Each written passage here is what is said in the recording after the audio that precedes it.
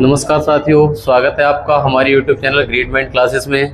और आप अगर हमारे इस चैनल से नए जुड़े हैं तो इस वाले चैनल पर डेली ज्योग्राफी की क्लास, जो ज्योग्राफी चल रही है, और साइंस की क्लास डेली आती है, प्लस रीजनिंग की सभी क्लासें कंटिन्यू चल रही हैं। आप सभी ऑफलाइन क्लासों को ऑनलाइन के फॉर्म में देख रहे हैं, यही क्लास ऑफलाइन चल रही है, तो आप ये सभी वीडियो हमारी प्लेलिस्ट में जाके भी देख सकते हैं, पिछली जितनी भी क्लासें हुई हैं। जैसे आज बेटा हम टॉपिक लेके आ रहे हैं, उसका नाम है वर्ल्ड हेरिटेज साइट्स, विश्व विरासत स्थल वाला टॉपिक कराने वाले हैं। इससे पहले मैंने वर्ल्ड इंडिया के ट्रांसपोर्ट वाला टॉपिक करा चुके हैं, कई हमारी इंडिया की लेक्स वाला टॉपिक करा चुके हैं, वो वाली वहाँ पे जाके आराम से पढ़ सकते हैं। इसके बाद इस टॉपिक को भी पढ़ सकते हैं, और इसके साथ साथ रीजनिंग चैप्टर वाइज चल रही है और हमारी साइंस चैप्टर वाइज चल रही है। अगर आप यही सब कंटेंट ऑफलाइन हमसे पढ़ना चाहते हैं, सभी डाउट्स क्लियर करना चाहते हैं, आपको कुछ डाउट आते हैं, तो हमसे face to face doubt clear कर सकते हैं। यहाँ पे आके आपको अलीगंज जाना पड़ेगा इसके लिए, ये जिला एटा में पड़ता है। अगर आसपास के तो आप यहाँ पे आके सुबह 8 बजे से दिन के 12 बजे तक ये क्लासेस चलती है ऑफलाइन में, और सभी डाउट हमारे साथ क्लियर कर सकते हैं। प्लस ऑनलाइन जो आपको मिल रहा है वो आप देख ही सकते हैं। हमारा कोशिश ये रहता है कि आपका डाउट ना आए, तब भी अगर कोई डाउट रहता है तो हमारे व्हाट्सएप नंबर पे आप भेज दीजिए, या फिर आप ऑफलाइन आके फेस टू फेस क्लियर कर लीजिए। ओके, तो आज जो हम आज टॉपिक आपके सामने लेके आए, बताया मैंने, विश्व विरासत स्थल कराने वाले हैं। बहुत कम टाइम में बहुत कंटेंट देंगे, यकीन मानिए। आप जब तक लास्ट में पहुंचेंगे, बने रहिए लास्ट तक, और आप कहेंगे हाँ कंटेंट ठीक ठाक है और पेपर में आने लायक कंटेंट होगा। एकदम हमारे द्वारा हैंड रिटन नोट्स है, सभी उसी से पढ़ाने वाले हैं। और जो नोट्स आपको पढ़ाएंगे वही हमारे नोट्स हमारे टेलीग्राम चैनल पे पड़े हुए हैं। टेलीग्राम चैनल का नाम है ग्रेट माइंड क्लासेस ऑफिशियल, उससे हमारे सभी नोट्स एक्सेस कर पाएंगे आप। और प्लस आज की क्लास की जो PDF जाती है वो भी उसी चैनल पे आती है, उसको ज्वाइन कर लीजिए सभी लोग। और प्लीज़ अगर चैनल को सब्सक्राइब नहीं करा तो प्लीज़ सब्सक्राइब और कर देना। Okay, thank you. आ जाओ। जैसे हम बात करें, आज टॉपिक हमारा चलेगा वर्ल्ड हेरिटेज साइट, विश्व विरासत स्थल भारत के। ये वर्ल्ड हेरिटेज साइट्स की जरूरत क्या पड़ी, तो इसको भी जानेंगे। और आइए, अगर आपको दिखाई दे रहा होगा, हमें ऐसा लगता है आपको 100% सही दिख रहा होगा। अगर सही दिखाई दे रहा है तो आओ हम शुरू करते हैं। वे क्षेत्र होते हैं हमारे, जो हमारे विश्व विरासत स्थल होता क्या है, इसका मीनिंग पहले जाने, तो इसको मीनिंग जान के फिर एकदम फ्लो में आ जाएंगे, हम लगातार पढ़ाई करना शुरू कर देंगे। मैंने कहा वे क्षेत्र जो सांस्कृतिक, वैज्ञानिक और राजनीतिक, ऐतिहासिक महत्व रखते हैं। मैंने फॉर एग्जाम्पल अगर सेट कर दूं तो आपको एक ही बार में समझ में आ जाएगा। जैसे मैंने कहा कि हमारा लाल किला ऐतिहासिक है, ताजमहल ऐतिहासिक है, यही जो स्थल होते हैं, यही वाले हमारे विश्व विरासत स्थल, मतलब पुराने के लोगों के द्वारा दिए गए, ये हमने बनाए नहीं, बने बनाए मिल गए, विरासत में मिला है, इस टाइप से इसको कहते हैं। मतलब कुछ सांस्कृतिक में तो कल्चरल हो, वैज्ञानिक मतलब कुछ साइंटिफिक वहाँ पे चीजें पड़ी हुई हो, और फिर मान लिया राजनीतिक है, फिर ऐतिहासिक हो। मतलब राजनीतिक का मतलब ये कि मान लिया हमारे भारत देश को आजाद कराने वाले महात्मा गांधी संबंधित कोई स्थान हो गया, ऐसे करके रिलेट कर सकता है। ये सब स्थान हमारे विश्व विरासत स्थल कहलाते हैं। आपके हमें लगता है समझ में आ गया होगा क्या होता है विश्व विरासत स्थल, सही है। अब आओ शुरू करते हैं। वर्ल्ड हेरिटेज साइट्स ये किसके अंडर आती है? अब मैंने कहा अगर हम विश्व विरासत स्थल डिक्लेयर कर देंगे तो इसकी देखभाल कौन करेगा, ये किसके अंडर आएगा, इसका संचालन कौन करेगा? तो संचालन करने वाली जो बॉडी या संस्था है उसका नाम है यूनेस्को। इसकी फुल फॉर्म भी कई बार पूछी गई है, इसका हेडक्वार्टर भी कई बार आया है, वो सब कराने वाले इसमें मेरे भाई। देखो, वैश्विक स्तर पर संरक्षण की सहायता उपलब्ध कराता है। मान लिया अगर हमारा ताजमहल वर्ल्ड हेरिटेज साइट में शामिल है, इस बात का मतलब है अगर वहाँ पे कुछ रख रखाव की, इसके संरक्षण की, कंजर्वेशन की जरूरत पड़ेगी, वो सारा रुपया उसका वहन करेगा वो यूनेस्को करेगा। इसका मतलब ये है यूनेस्को बॉडी है, ये संरक्षण प्रदान करता है, वैश्विक स्तर पर संरक्षण की सहायता उपलब्ध कराता है। ओके, ये बात तुम्हें समझ में आ गई। अच्छा, वर्ल्ड हेरिटेज डे कब मनाते हैं, ये क्वेश्चन आपके सामने। ये आपका 18 अप्रैल, ये वाली डेट याद रखनी है। रिसेंट में जितने TCS एग्जाम दे रही, कई बार हम देख चुके हैं। अभी इसी साल के एग्जाम में RPO कांस्टेबल SI जो टेक्नीशियन के एग्जाम हुए, ALP वगैरह के हुए हैं, आप देखेंगे वहाँ पे कई बार ये क्वेश्चन रिपीट हो गए कि विश्व विरासत दिवस कब मनाते, तो इसका आंसर होगा 18 अप्रैल। अच्छा, यूनेस्को की फुल फॉर्म बात कर रहे थे, इसकी फुल फॉर्म क्या होती, बड़े आराम से देख लो, एक एक शब्द यहीं से डायरेक्ट फुल फॉर्म बनती है, और कंफ्यूज बहुत करते वो लोग। यूनेस्को का मतलब united nationals educational scientific cultural organisation, है ना। ये मतलब है वैश्विक, यूनाइटेड नेशन वैश्विक, जो हमारे एजुकेशनल मतलब है हमारा कुछ शैक्षिक में, तो साइंटिफिक वैज्ञानिक है, कल्चरल हमारा सांस्कृतिक है, और ऑर्गेनाइजेशन का मतलब होता है संस्थान के, संस्था होता है क्या, संगठन होता है ऑर्गेनाइजेशन, सही कहा। यूनाइटेड नेशंस, इसकी फुल फॉर्म इंपोर्टेंट है, United Nations educational scientific cultural. ये 3 याद रखोगे तो आपको कंफ्यूज नहीं करेगा, वो इन्हीं 3 में कंफ्यूज करेगा। वहां पे यूनेस्को है ना, तो बीच वाले में educational, E for educational, S for scientific, और C फॉर कल्चरल और ऑर्गेनाइजेशन। हाँ, इसके हेडक्वार्टर की बेटा बात करें तो ये पेरिस फ्रांस में पड़ेगा। ये किसका हेडक्वार्टर है? यूनेस्को का। अच्छा, हमने कहा विश्व विरासत दिवस कब मनाते हैं? तब हमने कहा विश्व विरासत दिवस हम 18 अप्रैल को मनाते हैं। और आगे बात करें, इसमें कुछ और लिखा हुआ है। 1968 में वैश्विक स्तर पर बात रखी गई थी। ये वाली बात 1968 में हमारे ग्लोबल लेवल पे रखी गई कि हाँ, हमें कुछ चीज़ों का संरक्षण करना चाहिए जो हमारे विरासत में चीज़ें मिली हैं। तो ये पहली बात हमारी रखी गई थी 1968 में। अच्छा, 1972 में एक सम्मेलन होता है, इसको कहते हैं कौन सा? स्टॉकहोम सम्मेलन। और इस पे विचार किया गया, परमिशन ग्रांटेड, मतलब ये प्रोग्राम जब हुआ तो परमिशन ग्रांट कर देगी, मतलब ये बोल देगा हाँ ये ठीक है कि हमें विश्व विरासत की हमें संरक्षण करना चाहिए, इसके लिए एक बॉडी होनी चाहिए। इस पर जब सम्मेलन हुआ तो सभी देश सहमत हो गए इस पे। किस वर्ष में ये सम्मेलन हुआ था? तो आप कहेंगे 1972 का हमारा कौन सा था? स्टॉकहोम सम्मेलन। और मेन बात ये है कि जब यहाँ से क्वेश्चन बनता है तो ये भी पूछा जाता है कि स्टॉकहोम सम्मेलन किस वर्ष हुआ। ये वाली डेट बहुत पूछी जाती है। 1972 में हुआ था हमारा स्टॉकहोम सम्मेलन और इसमें परमिशन ग्रांट करी गई थी। ये लागू कब हुआ? 1978 में। जब प्रश्न स्टॉकहोम सम्मेलन का होगा, स्टॉकहोम समझौता की बात होगी तो 1972 आंसर वापिस सही जा रहा होगा। और ये लागू कब हुआ? तो 1978 में लागू हुआ। आगे बात करेंगे 195 कंट्री, इसमें 195 कंट्री थे, इसमें 10 पैरामीटर रखे गए। अगर कोई विश्व विरासत स्थल घोषित करना है तो उसके 10 पैरामीटर रखे गए। ऐसे थोड़ा ना आपके यहाँ कुछ भी मिल जाए बोले इसको विश्व विरासत स्थल डिक्लेयर कर दो। वर्ल्ड हेरिटेज साइट डिक्लेयर करने का मतलब ये होता है मेरे भाई कि अगर कोई विदेशी वहां पर आएगा तो पर्यटन और बढ़ेगा वहां पे। ये हमारी ग्लोबल लेवल की बात होती है, वैश्विक स्तर की बात होती है। मान लिया कोई अमेरिका का इंसान भारत में आता तो सबसे पहले सर्च करेगा world heritage sites in India. India में उसको जितने भी विश्व विरासत स्थल दिखेंगे ना वो सबसे फेमस वाले होंगे, उन्हीं पर घूमेगा और चला जाएगा। समझ पाए मेरी बात? तो वहां पर पर्यटन भी बढ़ेगा, वहां पे रेवेन्यू जनरेट होगा, जहां पर ये लोग जाएंगे विदेशी आएंगे। तो इसलिए इसके लिए 10 पैरामीटर रखेंगे। ऐसे नहीं कि मैंने कहा ये हमारे इधर वाला कर दो, हमारे खेत वाला कर दो इसको विश्व विरासत स्थल, ऐसा कुछ नहीं होता है। कुछ उसका महत्व होना चाहिए, सांस्कृतिक, कुछ ऐतिहासिक जुड़ा होना चाहिए, कोई राजनेता के हिसाब से जुड़ा, महात्मा गांधी मान लिया वहां पर रहे हो, ऐसा कोई स्थल हो, ऐसे करके डिक्लेयर करा जाता है विश्व विरासत स्थल। शायद समझ में आ रहा होगा आपको। आगे आ जाओ। ऐसे हम बात करें, इसमें पैरामीटर रखा है, जैसे हम बात करें ऐतिहासिक, सांस्कृतिक, ऐसे करके 10 पैरामीटर रखे गए। जैसे आप करोगे उत्तर प्रदेश में फतेहपुर सीकरी है, आगरा का ताजमहल, आगरा का किला है। ये क्या लिखा है? काजीरंगा नेशनल राष्ट्रीय उद्यान है, ये कहाँ पे? असम में पड़ता है। और जैसे तेलंगाना में महाबलीपुरम ये स्मारक है। जैसे ये महाराष्ट्र में देखा अजंता की गुफाएं, एलोरा की गुफाएं। ये हम्पी कहाँ पे है? कर्नाटक में है। ये हमारा पट्टादकल, ये सब मैंने दिखाने की कोशिश करी है भारत में है कहाँ पे, लेकिन बहुत सारे विश्व विरासत स्थल हैं। अगर इसकी करंट की न्यूज सर्च करोगे तो सर्च करना एक बार कि भारत में कितने 43 हो गए हैं, हमें लगता है ज्यादा हो गए होंगे, 43 ही हैं। 43 विश्व विरासत स्थल हैं और अभी आगे आएगा भी हमारे वाले में। मैंने कहा नंबर 1 डाल देते हैं, 1983 में अजंता की गुफा।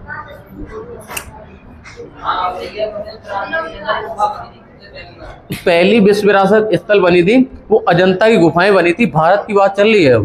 भारत में पहली विश्व विरासत स्थल वर्ल्ड हेरिटेज साइट डिक्लेयर करी गई थी, वो थी हमारी अजंता की गुफा। और इसका ये कहाँ पे स्थित है? तो कहना महाराष्ट्र में स्थित है। इससे प्रश्न जितने हैं वो सब बताते जाएंगे, ये सब प्रश्न आते हैं। अजंता की गुफाओं को कब वर्ल्ड हेरिटेज साइट में शामिल किया? 1983। है कहाँ पे? महाराष्ट्र में।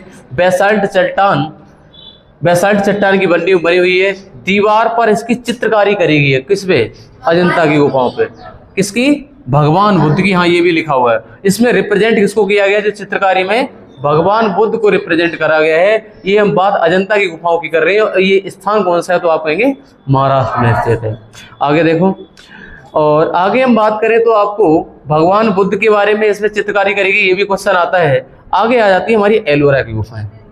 अगर आपसे प्रश्न ये पूछा जाए कि भारत की पहली वर्ल्ड हेरिटेज साइट कौन सी, तो कहोगे अजंता की गुफाएं। और अगली हमारी एलोरा की गुफाएं, तो ये आप कहोगे है कहाँ पे? तब आप कहोगे औरंगाबाद महाराष्ट्र। औरंगाबाद महाराष्ट्र में स्थित है हमारी एलोरा की गुफाएं।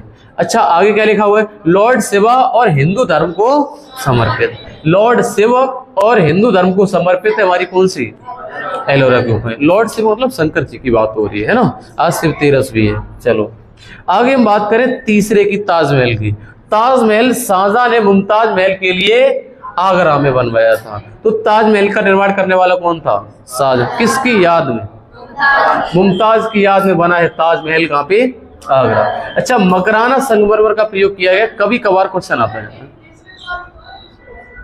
हाँ, मिश्रित वाली वो शायद कंचनजंगा मेरे हिसाब से आगे आएगी। अभी मिश्रित वाली एक और है, जैसे जैसे सांस्कृतिक ऐतिहासिक एक मिश्रित वाली, मतलब नेचुरल आर्टिफिशियल शायद एक मिश्रित वाली होगी, आगे आएगा, देखेंगे। अभी आगे जरूर लिखा हुआ है, पता है उसका।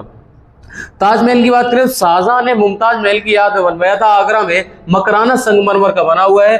अम्लीय वर्षा होने की वजह से इसका रंग फेड पड़ रहा है, रंग हल्का पड़ रहा है। किसकी बात हो रही है? ताजमहल की बात हो रही है। हमने आपको केमिस्ट्री में पढ़ाया था, है ना। इसका फेड कलर पड़ रहा है किसी अम्लीय वर्षा के कारण, इसका रंग थोड़ा सा हाँ पीला पीला पड़ रहा है ये उसका रंग। अच्छा, एक चीज और ताजमहल से आता है, ताजमहल में एक शैली यूज करी गई है वहाँ, पित्राधुरा शैली। क्वेश्चन ये आता, पुलिस में भी आया था ये वाला क्वेश्चन, पित्राधुरा शैली का यूज किया गया है। अच्छा, आगरे के किले की बात करो तो इसका निर्माण करवाने वाला कौन था? अकबर था। अच्छा, आगरा का किला में क्या है? मोती मस्जिद है और जहांगीर का इसी के अंदर है। अगर आप कभी आगरा जाओ तो आगरा में देखना जाके, जो आगरा किला में जाओ उसका निर्माण अकबर करवा रहा है, और वहां पे लिखा होगा कहीं ना कहीं। आप अगर जाओगे अंदर घूमने जाओ तो देखना वहां पे मोती मस्जिद मिलेगी और जहांगीर का किला मिलेगा इसी के अंदर। हम तो अभी घूमने जा नहीं पाए, अगर मौका लगा तो आप सभी लोगों के साथ चलेंगे वहीं पे, ठीक है। आ गया था 1984 में बना था सन टेम्पल सूर्य मंदिर। Most repeated question, static G के अगर कोई बच्चा पढ़ना शुरू करता पहला ही क्वेश्चन याद करता, रट्टा मार लेता। सूर्य मंदिर कोणार्क, सूर्य मंदिर कोणार्क उड़ीसा वाला, ये सभी को याद भी हो जाता है और आपको भी याद होना चाहिए। अगर ये क्वेश्चन आता भी पेपर में तो लगभग 90% लोग सही उत्तर दे जाएंगे, इसका कोई कंपटीशन नहीं है इसमें। अच्छा, built by Narasimha Dev first, ये क्वेश्चन आया हुआ है, ये पिछली बार के एनटीपीसी में पूछा गया था। सूर्य मंदिर किसने बनवाया था? नरसिंह देव फर्स्ट, ये अच्छा क्वेश्चन है। इसका निर्माण नरसिंह देव फर्स्ट ने करवाया था, तब ये गंग वंश को प्रदर्शित करता था। कौन सा? सूर्य मंदिर। सूर्य मंदिर गंग वंश को, जिसको मैंने हाईलाइट करा है, मैंने इस वाले नोट्स की खासियत है, जहाँ पे आपको रेड पेन चला मिल जाए, ब्लैक मिल जाए, तो लोग क्वेश्चन वहां बन चुका है। मैंने कहा ये नरसिंह देव फर्स्ट ने इसका निर्माण करवाया था और गंग वंश को प्रदर्शित करता है। ये कई बार आता है, किस वंश से वो क्या नाम रिलेट करता है ये, तो सूर्य मंदिर बेटा गंग वंश को। अच्छा, रथ की आकृति में बना है।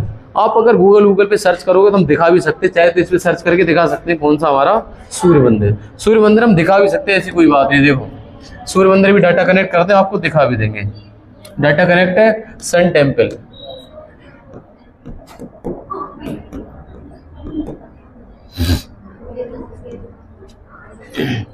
देखो सूर्य मंदिर आपको दिख रहा है, ये रथ टाइप का बना हुआ है, यही तो सूर्य मंदिर है ना। ये आपको पहिए दिखाई दे रहे होंगे इसमें, है ना।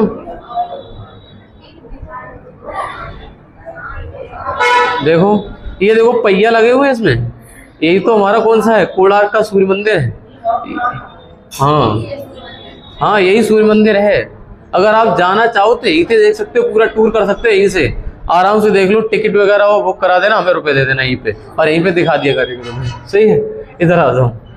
हम जहाँ पे चल लेते उसी को आगे बढ़ा रहे हैं। हमने देख लिया रथ की आकृति बना, देख लिया रथ की आकृति का। अच्छा, पहिए कितने हैं? 24। और ये डिनोट किसको करते हैं? 24 घंटा हो। इस रथ में 24 पहिए इसलिए लगे हैं क्योंकि एक दिन में 24 घंटे होते हैं। बात सही है। अच्छा, और आगे बात करें, कौन आ रहा है?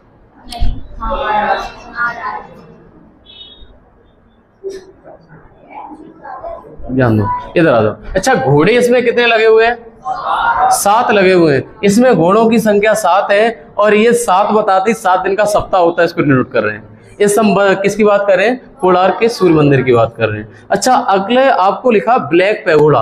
अंग्रेजों का मानना था कि ये जहाज को आकर्षित करता था, तो पानी में डूबते तो पानी में डूबो देता। ब्लैक पैगोडा सूर्य मंदिर को कहते हैं। इस सूर्य मंदिर को बेटा ब्लैक पैगोडा और कहते हैं। क्या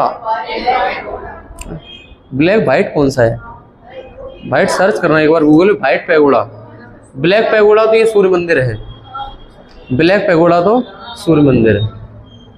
अच्छा, यह जहाज को आकर्षित करता था और पानी में डुबो देता था, ऐसा कुछ क्वेश्चन कभी कभी याद आता है। ये पता जो डिनोट करता था, पहले इसको देखकर जो कोणार्क का सूर्य मंदिर पूछा था, तो लोग जो विदेशी आते थे ना, वो देख क्या आ रहा है उसमें?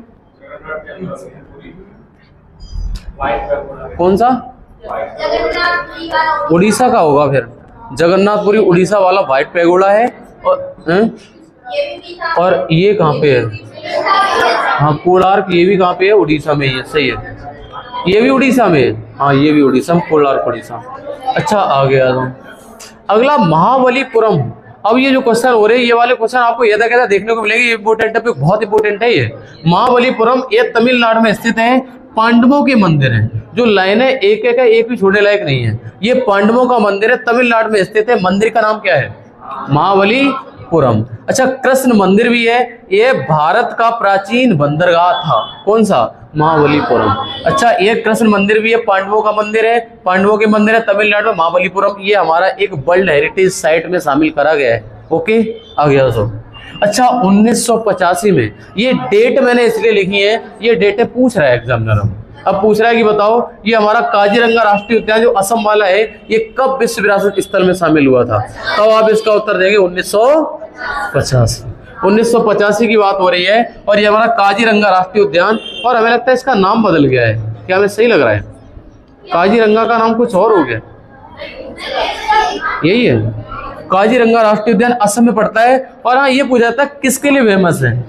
एक सिंग वाले गेंडे के लिए। आप कभी जाओ टूर पे तो असम जरूर जाना। असम घूम के आओगे, वहां पे आपको गेड़ा मिलेगा, और बाकायदा दिखाया जाता है। वहां पे आपको एक गाड़ी बिठा के ले जाया जाएगा, वहां पे दिखाया जाएगा ये कौन सा एक सिंग वाला गेंडा है, ये काजीरंगा राष्ट्रीय उद्यान। अच्छा मानस राष्ट्रीय उद्यान कहाँ पे है?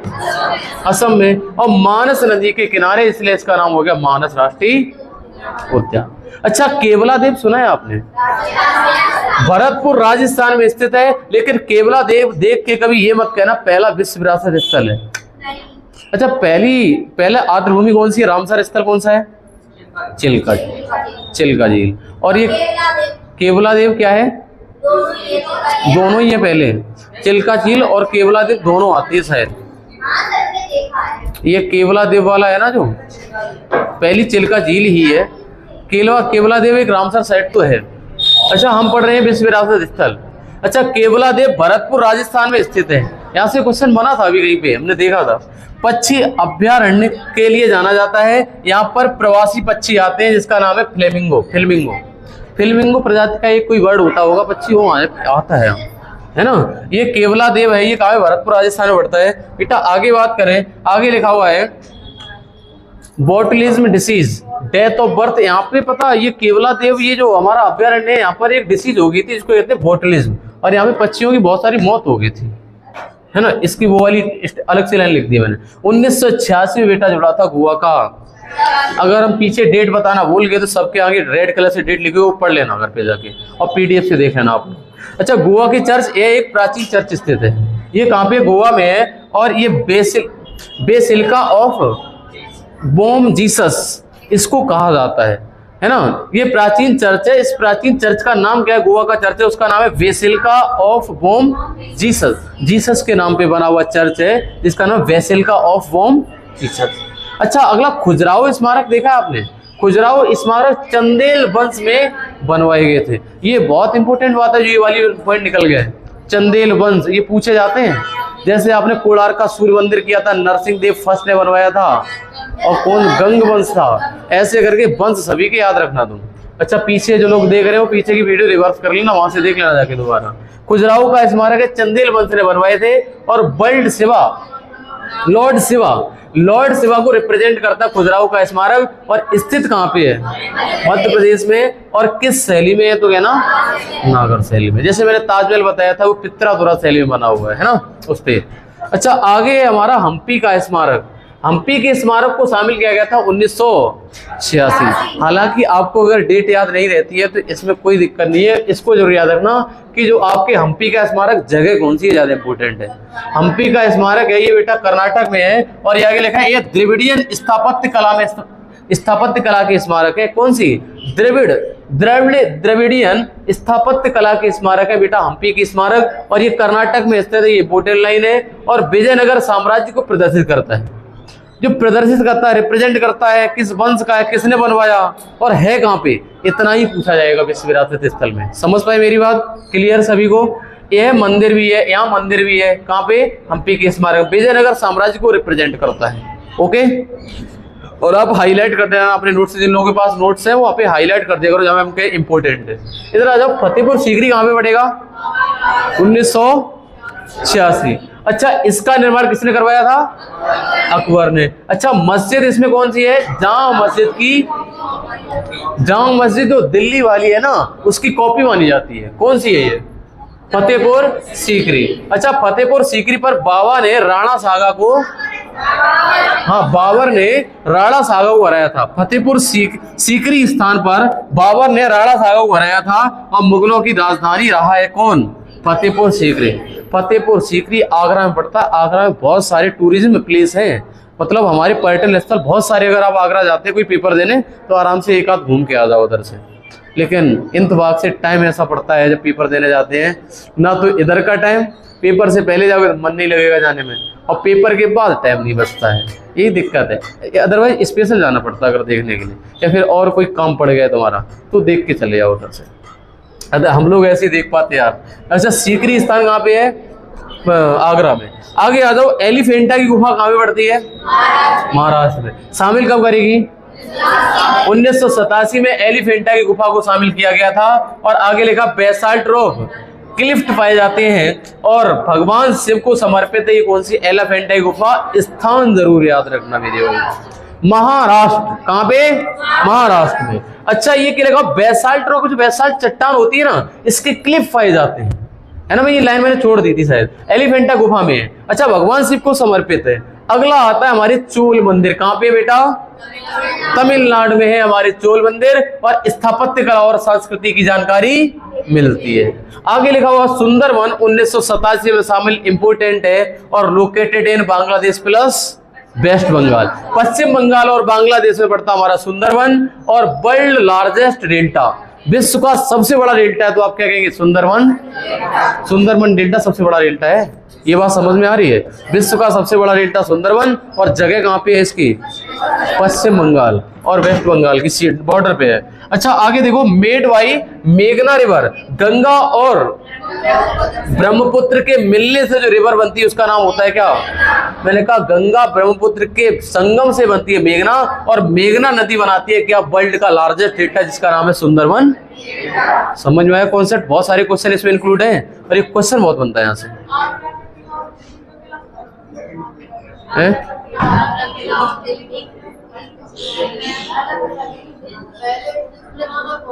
पहले बना कौन सा? इसकी डेट देखनी पड़ जाएगी। आया था ऐसा क्वेश्चन? अच्छा, पूछ रहे हो, उसमें डेट देखना पड़ेगा। आगरा किला पहले बना कि दिल्ली का बना? दिल्ली का किला ऐसा भी लिखा है, आगरा और दिल्ली वाला, दिल्ली वाला शाहजहां ने और आगरा वाला तो शाहजहां ने पहले बनवाया होगा, अकबर ने। अकबर का पुत्र है शाहजहां, तो अकबर ने बनवाया था दिल्ली वाला, वो आगरे का। तो अकबर ने बनवाया था आगरा वाला, तो आगरा वाला ही पहले बना होगा। सही है बात।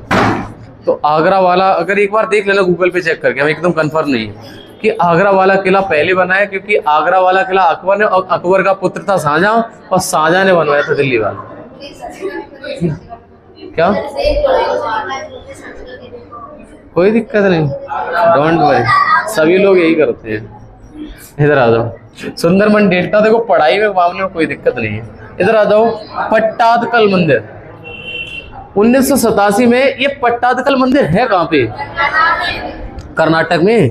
पट्टादकल मंदिर कर्नाटक में है। और आगे लिखो क्या लिखा हुआ? हिंदू प्लस जैन टेम्पल का कॉम्बिनेशन देखने को मिलता है। ये कौन सा मंदिर है बेटा? पट्टादकल मंदिर, हिंदू प्लस जैन का कॉम्बिनेशन। और किस वंश से संबंधित है? चालुक्य वंश से संबंधित हमारा पट्टादकल मंदिर। आगे आ जाओ, थोड़े से देखते हैं टॉपिक ये कहां तक चलेगा। अगला है नंदा देवी। नंदा देवी 1988, और ये जैव मंडल आगार है और हिम तेंदुआ मिलते हैं, माउंटेन पीक भी है। और जगह कौन सी है? उत्तराखंड में नंदा देवी पड़ती है बेटा, सभी को पता होना चाहिए। नंदा देवी उत्तराखंड वाली, और 1988 की वर्ल्ड हेरिटेज साइट है, विश्व विरासत स्थल है। कोई बताएगा विश्व विरासत दिवस कब मनाते हैं? 18 अप्रैल। और विश्व आर्द्रभूमि दिवस 2 फरवरी को मनाते हैं, है ना। चलो, अच्छा, 1988 में फूलों के इस वाले टॉपिक को तो पूरा ही करना पड़ेगा, क्योंकि एक वीडियो में हम पूरा इंक्लूड करेंगे। क्योंकि अदरवाइज दो पार्ट बन जाएंगे। दो पार्ट देखो, पार्ट 1 होता है, 2 रह जाता है। फिर जो पार्ट 1 में इकट्ठा जो आ जाए वो ज्यादा बढ़िया जाता है ना। देख ले कितना बचा हुआ है इसमें एक बार। नंदा देवी,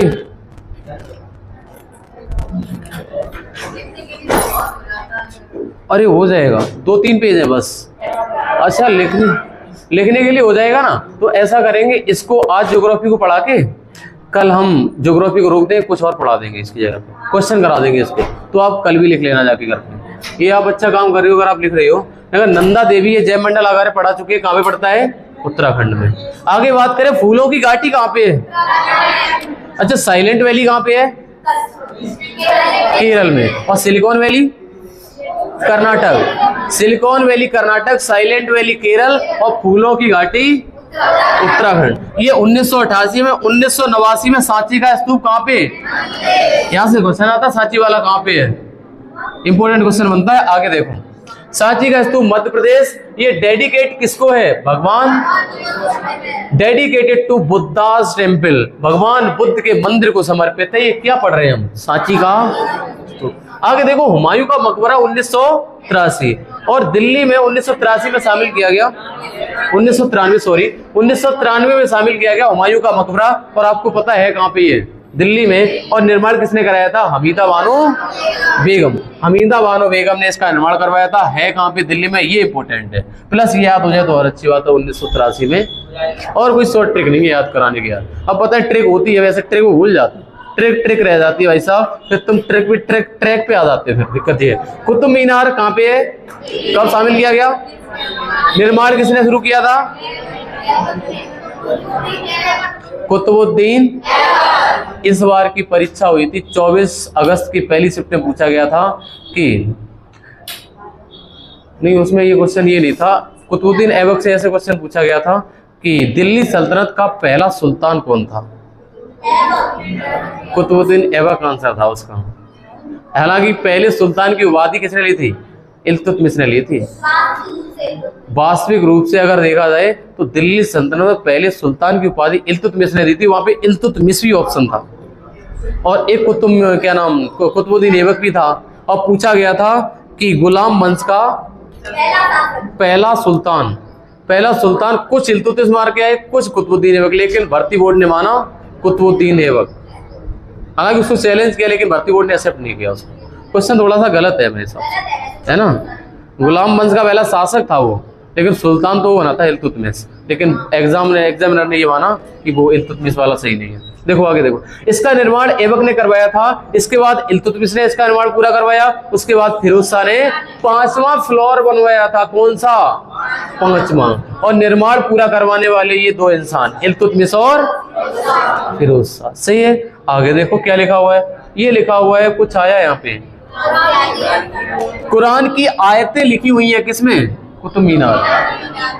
आगे आप देखो, पर्वतीय railway 1999, Darjeeling railway West Bengal वाला शामिल किया गया, नीलगिरी रेलवे तमिलनाडु वाला शामिल किया गया और कालका शिमला रेलवे हिमाचल प्रदेश का शामिल किया गया। छत्रपति शिवाजी महाराज टर्मिनल महाराष्ट्र वाला। जो पर्वतीय रेलवे है ना, मतलब कोई आए तो पर्वतों पे अगर घूमना चाहे तो इस रेल पे जा सकता है, पर्वतीय रेलवे पे। इसलिए इसको विश्व विरासत स्थल में शामिल किया जाए। कुछ तो महत्व होगा तब तो शामिल किया गया।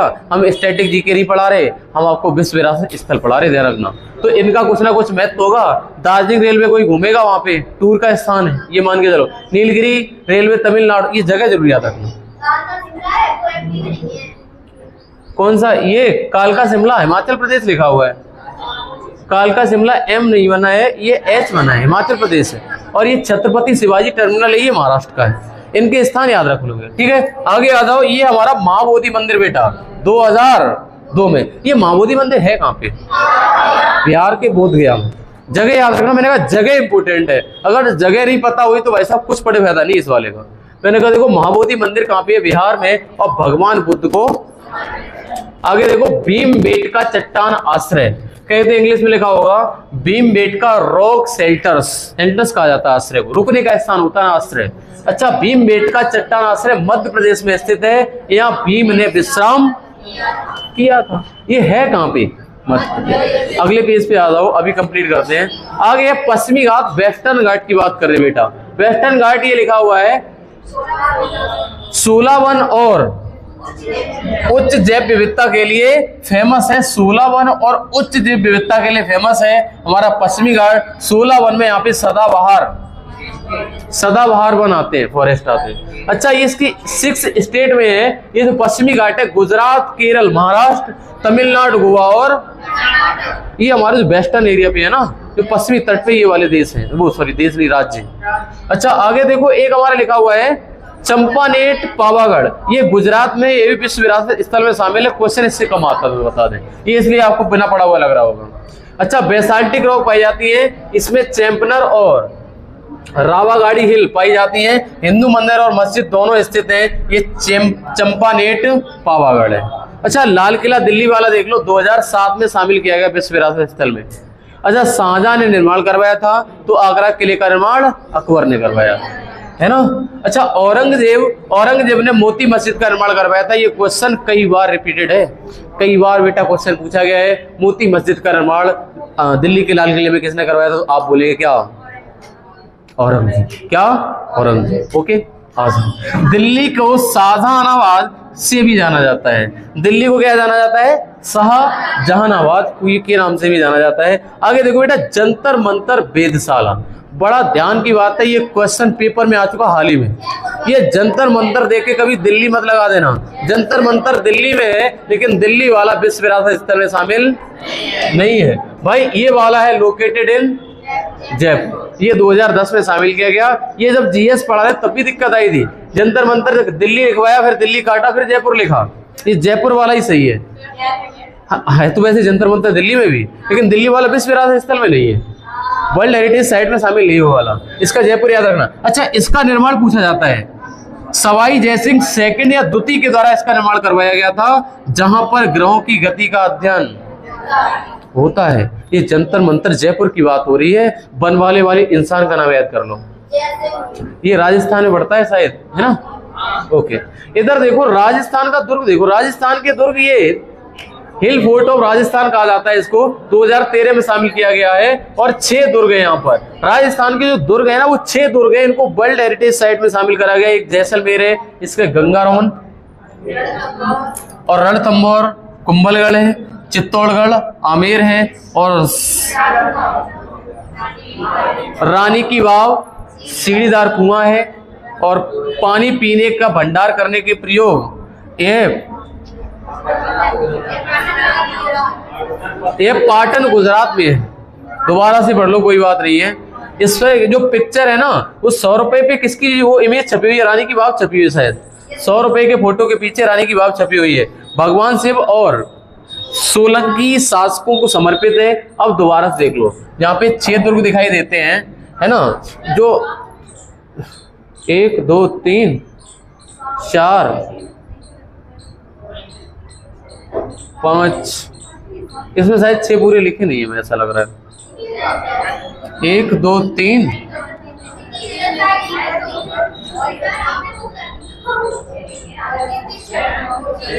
3 और 3 6 है क्या ये? अच्छा, 6 दुर्ग जैसलमेर, कांगरोन, रणथंभौर, कुंभलगढ़, चित्तौड़गढ़ और आमेर। ये 6 कोमा लगाना था, गलत चिन्ह लगा दिया, है ना। 6 दुर्ग हैं, जैसलमेर, गंगरौन, गोगरौन और रणथंभौर, कुंभलगढ़, चित्तौड़गढ़ और आमेर। अच्छा, रानी की वाव है ना, ये यहाँ पे सीढ़ीदार कुआं है, इसको 2014 में शामिल कर लिया गया विश्व विरासत स्थल में। अच्छा, पानी पीने के भंडार के लिए प्रयोग किया जाता था। ये पाटन गुजरात में स्थित है ना। रानी की वाव कहाँ पे है?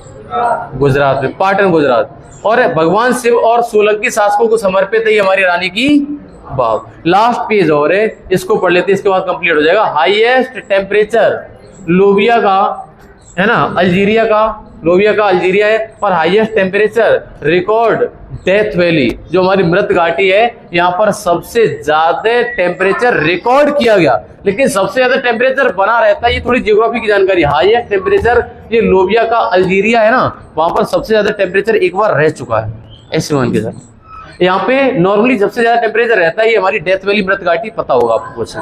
अच्छा, एक आ जाओ, ग्रेट हिमालय राष्ट्रीय उद्यान, ये कहाँ पे पड़ता है बेटा? हिमाचल प्रदेश के किस जिले में? कुल्लू जिले में। किस जिले में? कुल्लू जिले में। आगे देखो, यहाँ शंकुधारी वन और हिम तेंदुआ पाए जाते हैं। हिम तेंदुआ कहाँ पे पाए जाएंगे? हिमाचल प्रदेश में। आगे देखो, नालंदा विश्वविद्यालय ये कहाँ पे बेटा? बिहार में 2016 में शामिल किया गया। और सबसे प्राचीन विश्वविद्यालय बनवाया किसने था? कुमारगुप्त फर्स्ट ने। नष्ट किसने किया था? ग्रंथ जलाकर राख हो गए थे।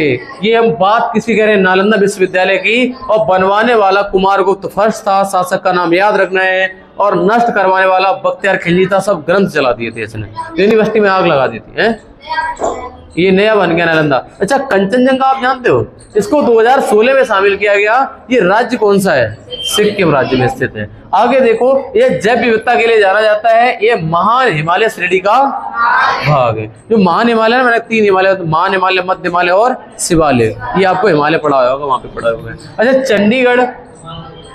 चंडीगढ़ में एक बिल्डिंग है, ले कोर्बुजियर आर्च। ले कोर्बुजियर आर्च बिल्डिंग है, 2016 में शामिल किया गया। ये कभी कभार आती पेपर में। अच्छा, हिस्टोरिकल सिटी ऐतिहासिक शहर अहमदाबाद 2017 में शामिल किया गया। और गुजरात, अहमदाबाद है कहाँ पे? गुजरात में है। अच्छा, विक्टोरिया गोथी स्थापत्य, विक्टोरियन गोथी स्थापत्य 2018 में मुंबई के शामिल किया गया। अब ये वन लाइनर क्वेश्चन बन गए, क्योंकि बहुत सारे हैं ना, इसमें इंपोर्टेंट कराए हैं।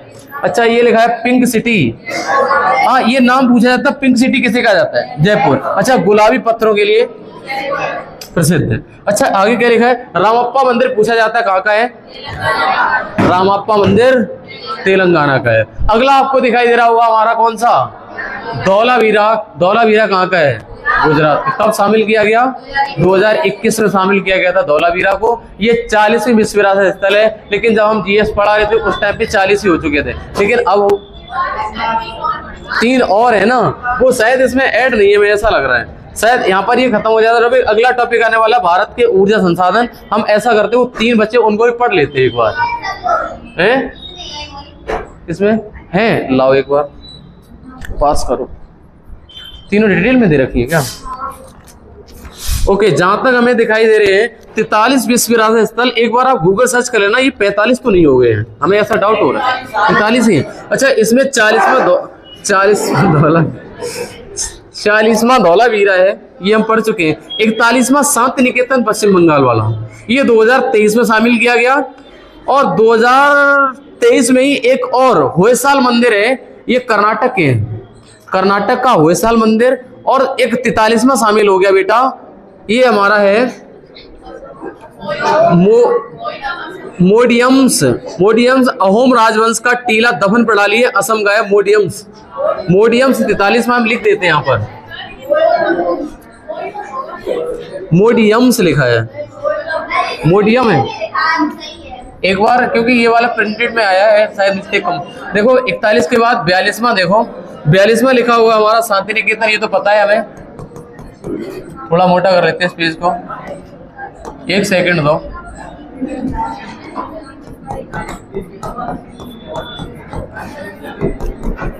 और ये हमारा वेस्ट बंगाल में पड़ता है। और 43वां है, 43वां है बेटा ये वाला होयसाल मंदिर। होयसाल मंदिर है कहाँ पे? कर्नाटक में। और 43 के सॉरी 41 है ये वाला 41वां है, ये 42वां है और ये 43वां है। 43वां हमारा एक लास्ट ये नया आया है, हमने भी नहीं पढ़ा था, ये हमारा मोडियम्स है। मोडियम्स लिखा हुआ है इसमें, ऐसा लिखा है, कोई नहीं, ये ऐसा नाम लिखा जाता होगा शायद वहाँ पे, मोडियम्स। ये असम में पड़ता है, जगह जरूर याद कर लो। सभी बच्चे एक साथ बोलेंगे 43वां विश्व विरासत स्थल का नाम क्या है? मोडियम्स है कहाँ पर? असम में। ये हमने सभी विश्व विरासत स्थल जितने मोस्ट इंपोर्टेंट थे वो मैंने सब करा दिए आपको। और अगर आपको इसकी लिस्ट चाहिए हो, शायद मैंने, हमें लगता है सब एक तरफ से करा दिए, बचा कुछ भी नहीं है इंपोर्टेंट क्या, इसमें सबसे क्वेश्चन आते ही सब करा दिए मैंने। और इस यहाँ पे जाके हमारी ये टॉपिक कंप्लीट हो जाता है। इसके बाद हमें अगला टॉपिक मिलेगा, अगला टॉपिक जो मैंने बताया वो पढ़ने को मिलेगा आपका भारत के ऊर्जा संसाधन, वो अगली वीडियो यानी नेक्स्ट क्लास में देखने को मिलेगा। अगर आप मेरे भाई यहाँ तक आ गए हो तो आप क्वालिटी की चिंता कतई मत करना, आपको क्वालिटी कंटेंट देने की गारंटी हमारी रहेगी है। हाँ, ये 2024 में शामिल हुआ था बेटा, 2024 में, ये 2023 में। ये 2023 में, ऐसी कुछ डेट है। ठीक है, आइए चलो भाई आज की क्लास को यहीं पे रोक देते हैं। अब मिलेंगे, आपसे मुलाकात होगी अगली क्लास में। लाइक कर देना मेरे भाई, इसका ध्यान रखा करो।